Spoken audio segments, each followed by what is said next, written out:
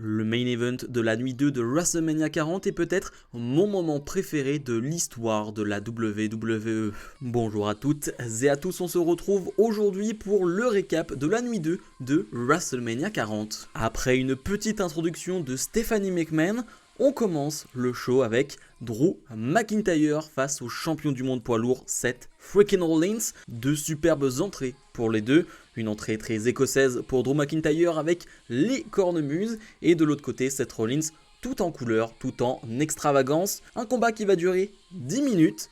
Ma note pour ce match est de 4 sur 5. Je pense pas qu'il pouvait faire mieux par rapport au temps qui leur était donné. Clairement, le but était de faire un sprint. Le but était d'aller le plus vite possible, de battre son adversaire le plus vite possible. D'ailleurs, au bout de quelques secondes de match, Drew McIntyre porte directement un Claymore à Seth Rollins. Il va tenter le tomber qui va faire 2,99. J'y ai cru un peu sur ce moment, je l'avoue. Et du coup, on va enchaîner. Alors c'est un match qui comporte énormément de finishes. On a 2 ou 3 curse stomp, on a 3 ou 4 claymores. Ça peut ressembler un peu au type de match que la WWE a fait dans certains main events ces dernières années, où on enchaîne des finishes et on va un peu dans tous les sens et on va le plus vite possible. Moi, ça m'a beaucoup plu. Ça m'a beaucoup plu parce qu'il y a une alchimie très forte, très puissante entre Drew McIntyre et Seth Rollins. Ça se ressent sur le ring. Et avec la vitesse qu'ils ont donnée à ce combat, c'était très plaisant. On avait un Seth Rollins qui vendait sa blessure au genou. Lui qui a combattu le jour d'avant lors du main event de la nuit 1.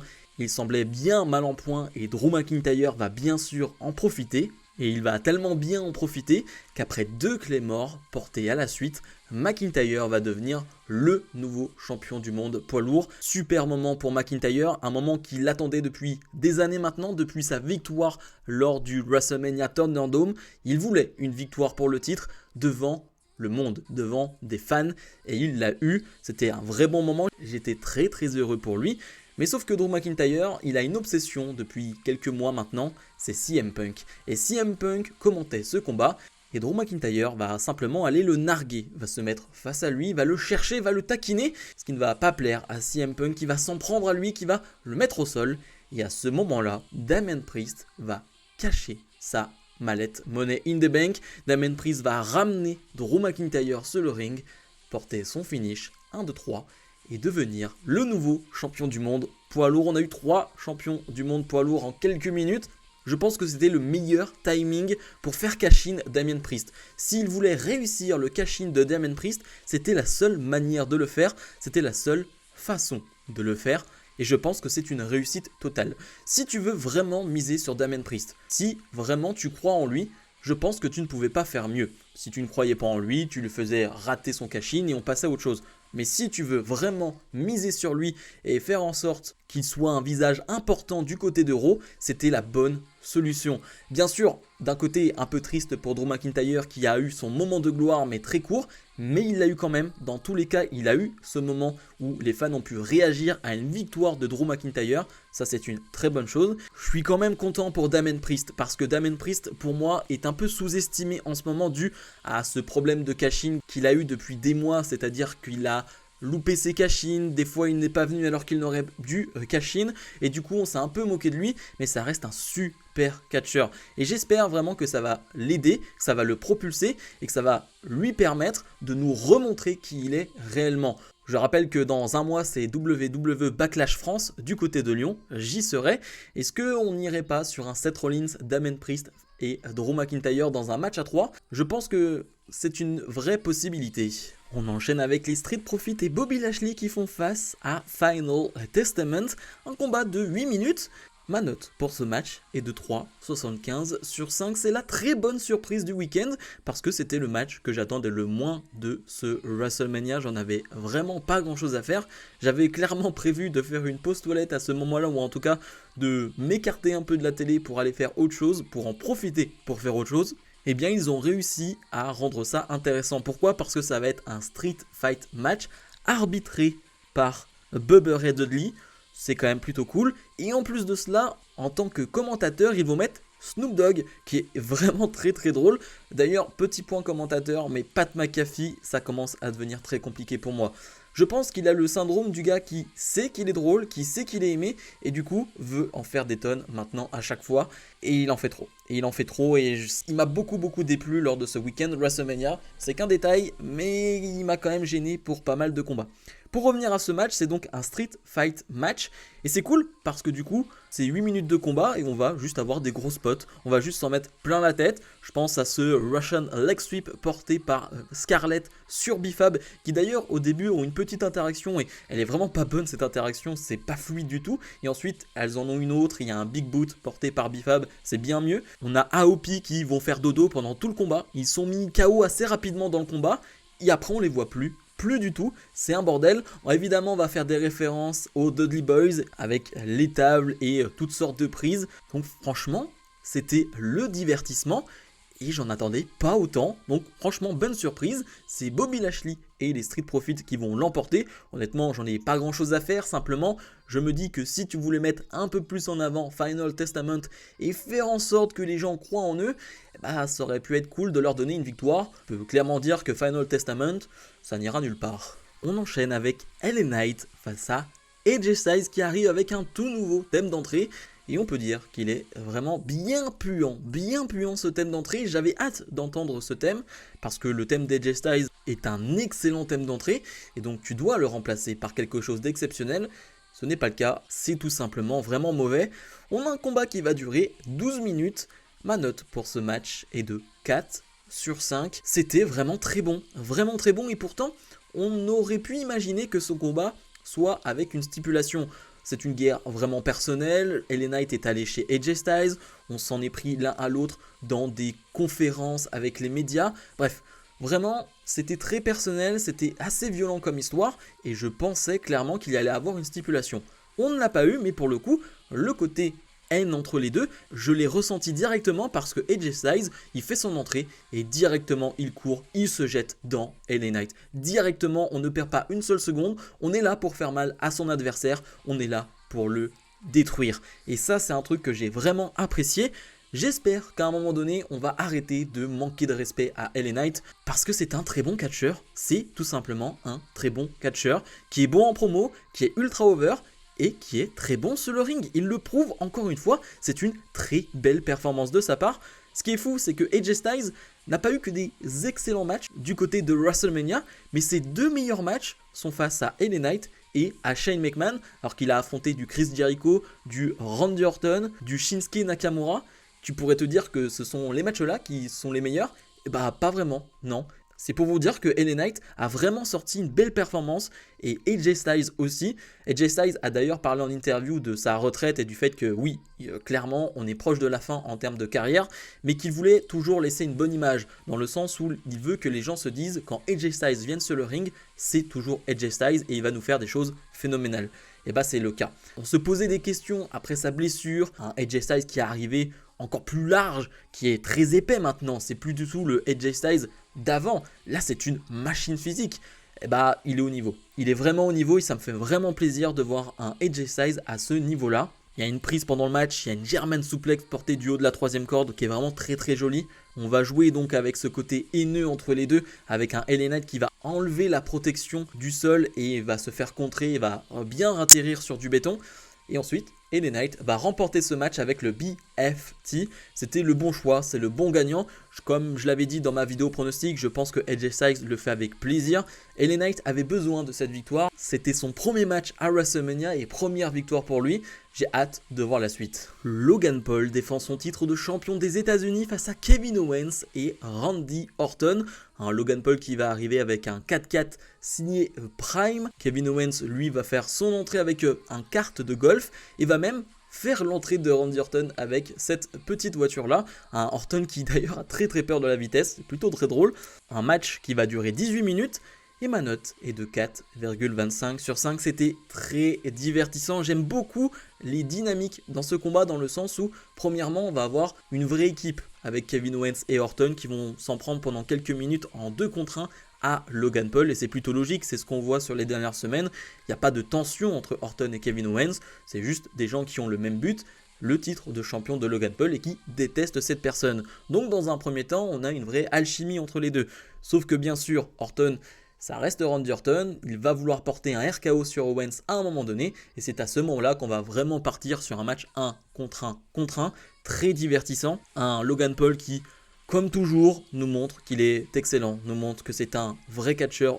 aujourd'hui. Je pense à cette Swanton enchaînée ensuite avec un splash, c'est vraiment très très joli et très très fluide, j'ai vraiment beaucoup apprécié. Un Kevin Owens qui va lui aussi sortir les grosses prises, suplex, moonsault. Tout ça, bien évidemment, est coupé de quelques RKO de la part de Randy Orton qui a le rôle que je pensais qu'il allait avoir. C'est-à-dire que ce n'est pas lui qui va se retrouver concrètement tout le temps sur le ring, mais dès qu'il va y avoir quelques grosses prises, quelques gros spots, et bien évidemment, il sera présent. Et je pense évidemment à ce pop-up powerbomb contré en RKO. Je pense qu'on ne se rend pas compte de la difficulté de ce RKO parce que d'habitude, les RKO, ce sont les personnes qui sont plus hauts que Randy Orton et donc Orton les rabat au sol. Sauf que là, Orton, il est plus haut que Owens et donc c'est une position bien plus difficile d'avoir les mains sur la nuque de Kevin Owens pour porter ce RKO qui est vraiment très très très joli.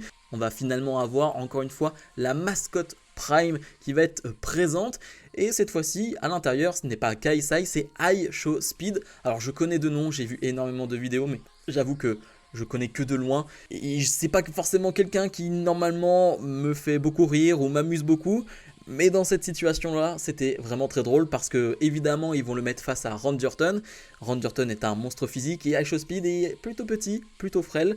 Et Randy Orton va le détruire déjà avec un énorme coup de pied et ensuite avec un RKO sur la table des commentateurs. C'était vraiment un très bon moment et c'est évidemment un moment qui fera le tour des réseaux sociaux et c'est déjà le cas aujourd'hui. Ça va être n'importe quoi, c'est un RKO qui va faire des millions et des millions de vues. La WWE est très douée dans ce domaine, ça il n'y a rien à dire. Sur le ring finalement, Logan Paul va réussir à surprendre un peu tout le monde et à remporter ce combat en faisant le tomber sur Kevin Owens. Logan Paul conserve son titre et j'aimerais bien qu'on voit Logan Paul du côté de Backlash en France le mois prochain. Je suis pas sûr qu'il fasse le déplacement, c'est ça qui me dit qu'il ne sera pas là, mais j'avoue que j'aimerais bien un petit Logan Paul Randy Orton à Backlash France, vu l'histoire qui nous est racontée et vu que Orton n'a pas pris le tombé gagnant. Ah, c'est possible. On passe à Io Sky qui défend son titre de championne face à Bayley. Bayley qui va avoir une très belle entrée en mode reine égyptienne, mais par contre là aussi un tout nouveau thème qui je trouve n'est pas catastrophique par rapport à tous les nouveaux thèmes qu'on a eu, mais qui clairement ne rentre pas dans la tête et n'est pas du tout intéressant. Un de plus, malheureusement, le combat va durer 14 minutes, ma note pour ce match est de 4,5 sur 5.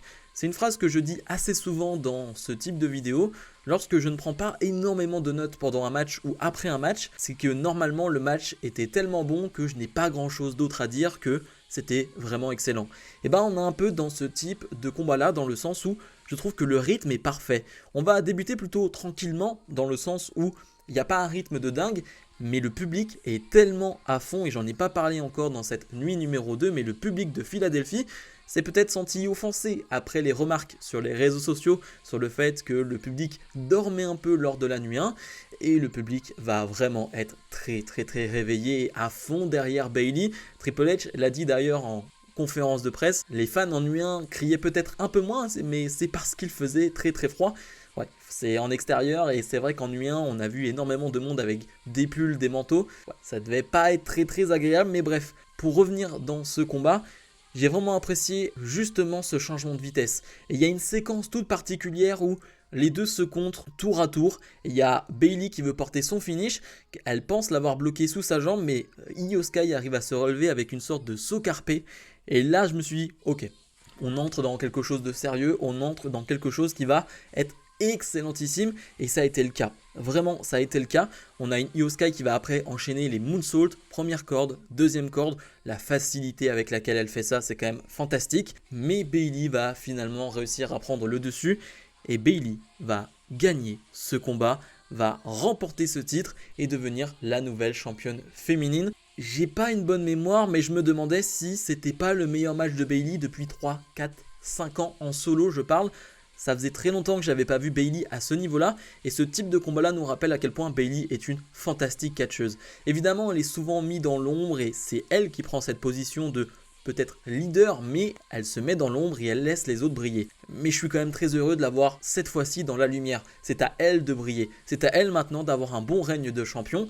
Évidemment, tout ça doit être accompagné d'un bon booking parce qu'elle pourra faire tout ce qu'elle veut si le booking est aussi moyen que pour le règne de Io Sky, qu'il a été pour le règne de Bianca Belair, qu'il a été pour le règne de Rhea Ripley. Et bah ça ne changera rien malgré sa qualité. Mais ce qui est sûr, c'est que c'était un vrai bon moment, un vrai WrestleMania moment. Et le dernier match, le main event de ce WrestleMania 40, Cody Rhodes fait face à Roman Reigns dans un Bloodline Rules match. Cody Rhodes qui va faire une entrée très très jolie aux côtés de sa femme Brandi Rhodes. De l'autre côté, Roman Reigns va faire son entrée avec un orchestre et ça fait réellement penser à son entrée de l'année dernière qui était déjà fantastique et c'est le cas cette année aussi. Un combat qui va durer 33 minutes. Ma note pour ce match est de 6 sur 5. Et oui, je me prends pour Dave Meltzer, maintenant je mets des notes au-dessus de 5. Non, sans rire, je voulais mettre 5, mais je trouve que 5, ça le met un peu dans la masse des matchs à 5 étoiles qui sont fantastiques, incroyables, parfaits, mais ce match pour moi est plus que ça. Je l'ai dit en introduction, c'est l'un des matchs dont je me souviendrai pendant des années. C'est l'un de mes meilleurs moments en tant que fan de la WWE tout simplement. Il y en a quelques-uns qui me viennent en tête. Je pense à la Kofi Mania, la victoire de Kofi à WrestleMania. Je pense au cash-in de Seth Rollins lors de WrestleMania. Et j'ai ce match aussi en tête. Ce qui est intéressant, c'est que le plan était exactement celui que j'avais écrit. C'est-à-dire que pendant 22 minutes, si je ne dis pas de bêtises, on va avoir un match 1 contre 1 entre Roman Reigns et Cody Rhodes. La Bloodline Rules match va fonctionner un tout petit peu, c'est-à-dire qu'ils vont aller à l'extérieur du ring, se présenter un peu aux fans, sortir quelques objets, mais ça ne va pas aller plus loin que ça. Et c'était déjà fantastique. Rien que la première partie du match, sans tout ce qu'on verra par la suite, c'est déjà excellent. C'est déjà du très très haut niveau. Et je le savais que ça allait être bon, parce que l'année dernière, Cody Rhodes, Roman Reigns, c'était déjà très bon. Lors de la nuit 1 de WrestleMania, les échanges, les moments qu'on a eu entre Roman Reigns et Cody Rhodes étaient vraiment très bons. Les deux ont une alchimie naturelle sur le ring. Des fois, ça ne s'explique pas vraiment, mais tu sens que c'est fluide. Tu sens que pour les deux, c'est très facile de combattre l'un et l'autre. C'est très simple et pourtant c'est très difficile ce qu'ils font. Mais nous, pour nos yeux, c'est très simple, c'est beau, c'est tout simplement de l'art. Et vraiment, je prends énormément de plaisir à voir ce combat sur sa première partie. Un Roman Reigns qui est vraiment haut niveau et ça me fait tellement plaisir de le voir à ce niveau-là. Moi qui l'a critiqué pendant des mois et des mois, à raison selon moi, et le voir sortir ce type de performance à Mania, vraiment ça me rend très très heureux. Évidemment le match va partir dans toute autre chose ensuite. Intervention de Jimmy Uso, Jey Uso va arriver pour s'en occuper, va porter un énorme spear sur la rampe, ils vont tomber sur des tables, bref. Gros moment, ce moment-là est vraiment meilleur que le rematch de WrestleMania nuit 1. Ensuite, Solo Sikoa va arriver évidemment, va prendre le dessus avec Roman Reigns sur Cody Rhodes, vont porter le spike enchaîné avec le spear. Cody Rhodes se relève à 2,99 et là, John Cena va venir. Énorme pop pour John Cena et j'avoue que j'étais debout. Je ne savais pas si réellement Cena allait se pointer ou non. Et ça m'a fait vraiment plaisir de le voir. Vraiment très heureux et je pense que lui était tellement heureux d'être là. Un WrestleMania sans Cena, ça a une saveur bizarre. Donc je suis vraiment très content qu'il ait été là. Cena va s'en prendre à Solo Sikoa, va le faire passer à travers la table des commentateurs. Et ça se passe très rapidement, quelques secondes après. La musique de The Rock va retentir et il y a ce plan sublime où John Cena est dos à la rampe et dos à l'entrée et entend la musique de The Rock et c'est ce qui va se passer. On va avoir un face-à-face légendaire entre les deux, ça nous rappelle leur histoire de l'époque. On a deux énormes stars qui sont face à face et à ce moment-là, The Rock va prendre le dessus sur John Cena avec un Rock Bottom. Après ce face-à-face entre Cena et The Rock, la musique du Shield va retentir. Et là, j'avoue que j'ai quelques secondes où je me dis, attends, Dean Ambrose va être présent ? Attends, c'est impossible, il est du côté de AEW, c'est impossible. Bon, c'est totalement stupide de penser cela, c'est bien évidemment Seth Rollins qui va apparaître en tenue du Shield. Et cette apparition est très éphémère, ne sert pas à grand chose sur le coup, en tout cas c'est ton impression. Il est directement mis KO par The Rock, tu te dis que cette intervention ne sert à rien, elle n'a aucun intérêt. On en parlera par la suite. Le gong de Undertaker va retentir. Grosse surprise à ce moment-là, Taker va simplement apparaître pour porter un chokeslam à The Rock et s'en aller. J'ai trouvé ça génial, simple, efficace, rapide, un Undertaker qui n'est pas dans sa tenue habituelle, mais ça me va, il était très badass. J'avoue que Taker n'est pas réellement dans cette histoire de la Bloodline, mais il s'est fait un plaisir. On raconte aussi l'histoire de WrestleMania, c'est WrestleMania 40, c'est l'histoire tout entière de la WWE qui est racontée. Donc je comprends cette histoire-là. Roman Reigns va réussir à se relever et à ce moment-là, Reigns a un choix.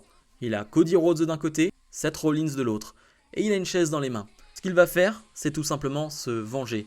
Faire ce que Seth Rollins a fait il y a 10 ans au Shield en trahissant le Shield avec ce coup de chaise. Eh bien Roman Reigns n'a toujours pas tourné la page. Roman Reigns pense toujours à cette trahison. Roman Reigns a toujours Seth Rollins dans sa tête et ça va le hanter et ça va surtout lui coûter le match. Parce que Reigns va certes s'occuper d'un Seth Rollins qui était déjà mal en point. Rollins ne tenait même pas debout.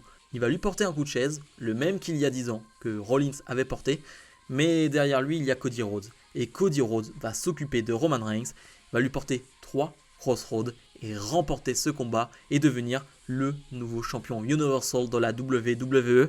Quel moment! Quel moment, l'histoire racontée est parfaite de A à Z. Toutes les superstars qui viennent aider Cody Rhodes parce qu'ils savent que c'est pour le bien de l'industrie, c'est pour le bien de la WWE et que le seul moyen de battre la Bloodline, c'est de s'allier, tels les Avengers, contre Thanos. C'est exactement la même histoire, c'est superbement raconté. L'histoire dans l'histoire entre Rollins et Roman Reigns est sublime aussi. C'est ce genre de détails qu'on aime énormément, ce genre de référence, de rappel qu'on aime beaucoup dans l'histoire du catch. Quand le catch a de la mémoire, c'est ce qu'il y a de mieux. Cody Rhodes va ensuite célébrer avec tout le monde sur le ring, tous les babyface possibles, du LA Knight, du Jey Uso, du Randy Orton. Je vous avoue que ça m'a beaucoup ému de voir Randy Orton aux côtés de Cody Rhodes. Et Orton semblait tellement fier de voir Cody dans cette position-là. On a du Kevin Owens, du Sami Zayn, on a CM Punk même qui va venir. On a ensuite Triple H qui sera présent. On va avoir une longue accolade entre les deux, un gros câlin. C'était un super moment. Triple H et beaucoup de superstars l'ont dit avant ce show. La WWE rentre dans une nouvelle ère et ce main event et cette victoire de Cody Rhodes le confirment. Bilan de cette nuit numéro 2 de WrestleMania 40 et on va faire un bilan global de WrestleMania 40. Sur cette nuit numéro 2, ma moyenne est d'environ 4,5 sur 5, ce qui est très élevé. Bien sûr, ça augmente avec le 6 sur 5, mais globalement, il n'y a que des matchs à 4, 4,25, 4,5 de mon côté et un 6 sur 5. La nuit numéro 2 a complètement écrasé la nuit numéro 1 de mon côté. Bien sûr, le fait que je n'ai pas aimé le main event de la nuit 1 fait que j'ai une appréciation différente de la nuit 1. Pour moi, il y a 3 matchs à retenir de cette nuit 1. C'est Sami Zayn Gunther, Becky Lynch et Rhea Ripley dans un degré moindre et le match de l'échelle. Mais la nuit 2 a clairement explosé la nuit 1. Globalement, je dirais que c'était quand même un très bon WrestleMania. On a vécu des WrestleMania moments, la perte de titre de Gunther, la perte de titre de Roman Reigns, 2 des plus longs règnes de ces dernières années qui s'achèvent au même moment à Mania, on s'en souviendra. Évidemment, la victoire de Cody Rhodes dans un match qui restera dans les mémoires pendant des décennies, je le pense. C'est un WrestleMania excellent. J'ai eu une pensée en regardant ce WrestleMania, et peut-être que ça vaudra une vidéo un jour, quand je vois la qualité de production, les caméras 8K, les entrées bien mieux filmées, les combats bien mieux filmés, tout un ensemble du côté de la WWE, je me dis que la WWE était quand même conduite par des incompétents depuis des années et des années. Quand on voit l'argent qu'ils ont, quand on voit ce qu'ils sont capables de déployer comme moyen de production et ce qu'on voyait à l'écran, clairement c'était totalement des incompétents qui dirigeaient la WWE et ça a l'air d'avoir vraiment changé. En tout cas, je vois un vrai changement. Moi qui suis très intéressé, très intrigué par les caméras, les plans, la manière dont on va filmer certaines choses. Ce WrestleMania m'a fait énormément plaisir parce que c'était beau. C'était pas simplement beau pour le catch, pour les histoires racontées, mais c'était visuellement très joli et très réussi. Je tenais à le dire parce que WrestleMania, ça reste le plus gros show de l'année, c'est spectaculaire et quand c'est bien filmé, ça change quand même beaucoup de choses. Donc globalement, un très bon WrestleMania 40. J'ai qu'une hâte, c'est d'être à Raw ce soir, ça va être la folie, je crois qu'ils attendent 18 000 personnes, ça va être totalement n'importe quoi. Comme d'habitude, je vous invite à mettre un maximum de pouces vers le haut. Merci à vous de m'avoir rejoint dans cette aventure en vous abonnant, en mettant un pouce vers le haut. Vraiment, merci à vous. C'était épuisant de mon côté ce week-end, mais tellement tellement satisfaisant. Vraiment, je prends toujours énormément de plaisir à faire des vidéos et encore plus ce week-end. Comme d'habitude, n'oubliez pas de mettre le pouce vers le haut, de vous abonner. On se retrouve donc dès demain pour mon récap d'Euro. Salut, salut!